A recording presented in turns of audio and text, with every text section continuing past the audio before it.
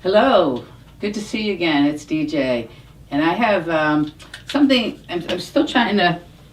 Well, as I drop my pens, I'm still trying to figure out how I want to explain this. It's something that I notice a lot with clients. It's something I notice in myself. And the other day, as I was sitting in band practice, I had this. There, it just like clicked, and I'll explain why it clicked in band practice of all places.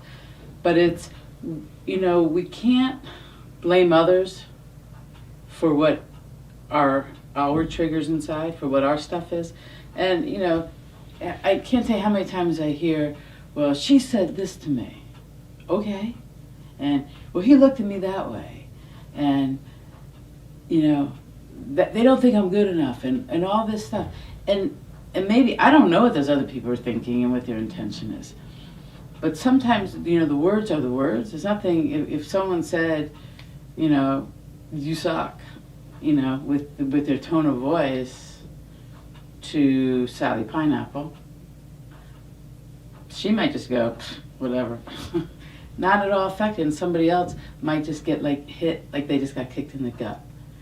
So it's not always what comes at us. It's oftentimes what's within us. And I have a word for that, and this new word that I kind of just decided I came up with recently. But I've talked about, and I haven't got into it a lot, but I've talked about, and if you're a client in here, you've heard me talk about it, what's called the window of tolerance, and it comes from different theories, whether it's sensory motor psychotherapy or polyvagal theory and probably others out there, which is basically our integrated capacity to exist, right? That social engagement piece of how we can show up. The goal, as I think I've mentioned before, is to have that, if this is the upper edge and this is the lower edge, is to have this, kind of as wide as possible, because that means we can really live, and someone might say something like, you suck, and you're like, whatever, dude, and you move on. If this is really narrow, and someone says you suck, that might just be that just might hijack you for a long time, and have all different kinds of effects on you, right? So this model is based a lot on the nervous system, all right? Up here, sympathetic nervous system, and then in here is the parasympathetic nervous system, and down here is parasympathetic nervous system, different parts of vagal nerve. I don't want to get too much into that because that's not really what I want to talk about today. But one of the things that I work with my clients on, and it comes up quite often, is that I think if this is, on this side is threshold for when stuff bothers us, right? I think the window of tolerance not only shrinks, goes down and up, it's sort of a dynamic process, right? With the goal being this. So that's to say that's the window of tolerance. I think as it shrinks, as it gets smaller, it goes down the threshold. And so it's here. So the wider it is, the higher up before anything's going to really impact you. Okay, that was a look. Not about me. I'm going on with my day. And when it comes down, that look can, want to make me cry because I don't belong or something. So I call this line, this bottom line of the window of tolerance, the neuroemotional threshold. So as the window of tolerance gets smaller, it drops down. So stuff that maybe didn't bother us is going to now it builds. And why does that happen? It happens with lots of things. It could be just the intensity of something. If something hits and it triggers, a trauma piece, that can go pretty fast, right? If it's just a little build, it kind of rubs me the wrong way, and I don't know what that means, and there might be other things that are happening at work or family, whatever. Little by little, the window of tolerance kind of closes, and then unknowingly, it just starts dropping down, so that you don't realize, when you're partner's 5 minutes late and the cat's screaming and dinner's not on the table or whatever, you're like, what the fuck? Where does that come from? When the window of tolerance is like really wide and partner's late and dinner, the cat's screaming or whatever, it's just like, oh, something must have happened at work or something. It's cool. I'll take care of the screaming cat. I do have a screaming cat for dinner. That stuff, the partner's piece is no different. The only thing that makes it different is where my threshold is, what I call the neuroemotional threshold. And so being aware of that, if I know, as I feel this burning, like, why do I have to take care of the cat? Like, if I can have that little bit of healthy stuff on board, that little bit of witness that's saying, whoa, what's that about? I don't then, like, where were you? Why weren't you home? Why didn't you text me? I'm kind of like, I get it. And I can go within and say, what's going on for me? It buys me that little bit of time. Because remember, as the window of tolerance gets smaller, we start losing that ability of time. We can get hijacked like this, right? So having that little bit just gets in there and says, whoa, whoa, whoa, whoa, whoa. It kind of stops the window of tolerance from getting a little bit smaller and dropping to that point where now I have no control. So really important. It's an opportunity to kind of deepen into the work. And guess what? When you deepen into the work, you slow down the process of this and this. So, and again, lots of different ways of doing that. And I can't even begin to go into all those. I keep trying to bring in little tools as we go. How you put together tools for yourself, that's your journey. And I'm more than happy to help you on that journey. But I can't cover everybody's individual pieces. For me, I know when I start getting, like, when I'm walking in the house and I see it's dark and no one's home, I'm like, ooh, that's about me and what's going on and what do I need? And, and I have to take care of that. So that awareness, and remember, I always think body's the first place to go with that. So the reason that this is, came about for me, sort of a little personal story, is, I've been playing in a band for a few years, I don't even know how many years now. And I try hard and I work hard and I practice. But the reality is I'm never going to be like a musician. Like, it doesn't come easy. I don't hear things that well, and my timing, I never really learned it. I remember even when I was like 14 or 15 in the band, I was like, oh boy, how do I count this? And so I work on it. But I realized that I'm playing with all these people who are really good musicians. So for me, that with, and this all just came so clear to me the other day, but my confidence playing with these people is really vulnerable. Like, I feel like if I hit a note wrong, it just, very, very fast. I can just feel it. So I'm nervous.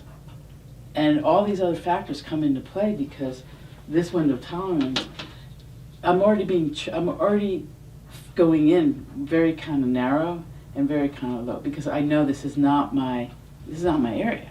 And I've been gentle with myself, and I get it, that I can just do this for fun. I don't have to be great, and I'm not trying to compete with anybody.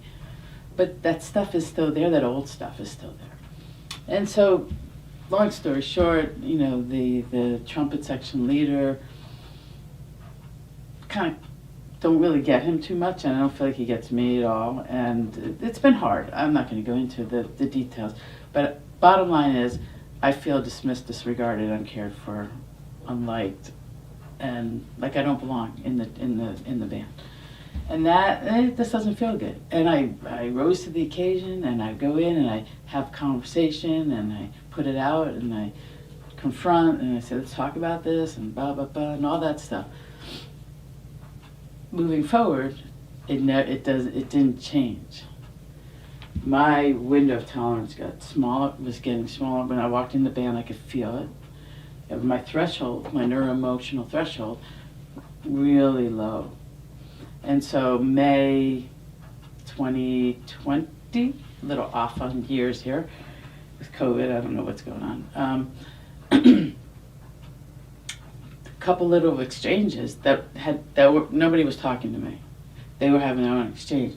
But I perceived a look, a sound, or this to mean they didn't want me playing that part. They didn't think I was good enough. I made up a story, talking about stories. And I'm playing one of my favorite parts of, Stars and Stripes Forever, like da da da da da da da da. And I just want to cry. I'm all the way down here. So that's the end of band. We go, September rolls around. I guess it was 2021. And it's the day before the new semester. And I realize I don't want to play this semester. I don't feel the joy. It shouldn't be so hard. I just wanted to play music. And I decided to stop. I took the semester off. I didn't burn bridges like I would have done like a long time ago. I would have been like really narrow, like, fuck this. I didn't do that. I just felt, let me just take a semester off, let me breathe, let me see what it's like. And I did. And I didn't pick up my trumpet for 4 months because I just wanted a break. And then the new semester was rolling around and the email came, are you planning to play, whatever. And I decided I wanted to play. I miss playing in the band. I mean, I like that. I like that feeling of playing music with people. And I decided, what did I need to do to take care of myself? So this is my tool for me, that evaluation of what do I need to do to take care of myself. And so I sent out an email to the trumpet section leader and basically put out, I'm very happy to stay trumpet 3 or 4. Yeah, I'm not trying to be anything. I don't want to unseat anybody up there. I don't want the pressure. Very happy being 3 or 4, and it would be really good for me if I can play with somebody. I'm much better if I play with somebody in terms of timing, and I know that. It helps me. So I put it out. And I also let them know I haven't picked up my trumpet in 4 or 5 months, so I said, be patient with me. I wanted to create the best situation for me to walk in and feel like, yeah, I put it out, I got this, and I'm good. And it was sitting in that rehearsal that I realized, because he can be a nice guy, I'm not saying he's always a nice guy, but he can be a nice guy, that some of his treatment of me, his tone of voice, lack of eye contact, just difficult conversations, I have completely personalized because of my own stuff. If I was totally confident in how I play the trumpet and my timing and my command of the music, and I would have been just like, whatever, like I'm good, because I'm here to play music and I don't need you to really like me or include me or anything. I'm here, I'm good, I can play the trumpet. My issues of confidence, of ability, that's mine. He's just doing what he does. I'm not sure he treats me any different than anybody else, but it sure as shit feels different to me. And so I was sitting there and I was like, isn't this interesting? Like I could just feel all of it so clearly. And we just kind of reflecting on that process and thinking of my work with my clients, that idea of the neuroemotional threshold is really, really solidifies for me. That idea that as that gets lower, we're more apt to get triggered, not because of what other people do, but because our own stuff is more vulnerable. And how do we own that? It doesn't take anything off anybody else per se. It doesn't mean I'm not making anybody else, wrong or right, or they're not a schmuck anymore. No, I'm not. It has nothing to do with them. It's like paying attention to what's going on for you, because ultimately, that's the key. For you finding your own peace and happiness and acceptance. And I'm happy to say tomorrow's the 3rd rehearsal. We've had 2, and I'm good. I'm just owning my stuff and being okay with not being perfect. And okay with not trying to be anything other than what I am. Which is, I'm a healer in here, and I like to play the trumpet out there. All right? Listen, good to see you. If you want to know more about this, if you want to start exploring your tools, come see me. Give me a call. And always, I would love for someone to engage, interact with me, do a live show with me. Think about it. Have a good day. Good to see you all.